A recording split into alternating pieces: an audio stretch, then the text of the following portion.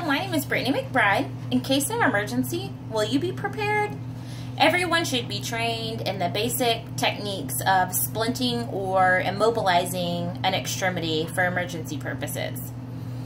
You never know when an emergency is going to happen or when you will need these skills. My main points today are going to be why it's important to splint, reasons why you would splint an extremity, and then I'll show you a little demonstration on how to do so. The number one reason why it's important to know how to splint is for emergency purposes. You don't know when these times are going to come up or when you're going to need these skills, but knowing them can be great help. The importance of a splint is that it allows for healing.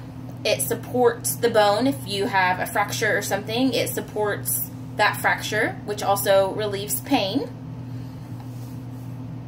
Splints are used for fractures, for sprains, for soft tissue injuries, and also for like reduced joints. If you reduce a joint, you put it in a splint so that it can heal.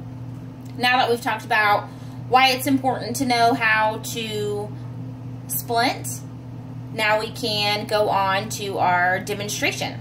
Caden, I have a sweet little guy here to help me today. He's going to be my mannequin for the splint.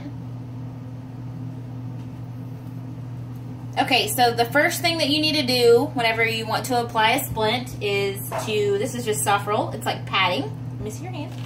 We're going to do it on his arm just for the sake of it being easy. So you put this on so that, okay, just hold it straight, so that the splint doesn't hurt or rub on the skin. I work in surgery, so we do these a lot, but obviously for patients who have just had surgery, not in emergency situations. Okay, so you put a good level of soft roll on here to protect their skin. And then you're going to pick out your splint material. I have an actual splint, but if you don't, you can use a piece of wood, you can use a piece of plastic, you can use a broomstick, anything to help keep that arm or leg stable. So this is a real splint. You just have to get it wet, it kind of activates it. Get it wet, wring it out like really, really good. And it has a soft little squishy side. The soft squishy side goes onto the arm. So we'll put it on like this. And then the next thing to do after you find your whatever you're going to use for your splint, then you put an ace bandage or an elastic bandage around it just to kind of hold it in place. If you don't have an elastic bandage, you can use anything, cloth, anything to just keep it in place.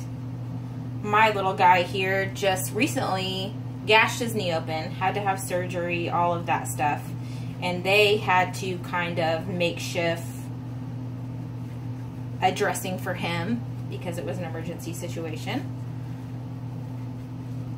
This just kind of keeps your splint in place.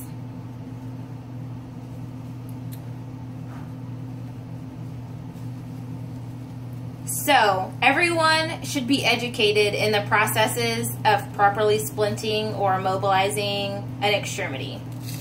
This is simply for emergency purposes, and it's just a really good thing to know how to do. We have learned now how to properly splint an arm. I hope that everyone has learned something new today and enjoyed my demonstration. An accident is something that you don't know that it's going to happen. It comes out of nowhere. So I hope that one day I hope you don't have to use this technique, but if you do, I hope you learned something from today and that it helps you out in the future. Show them how it is, Caden. Yeah. Thank you very much.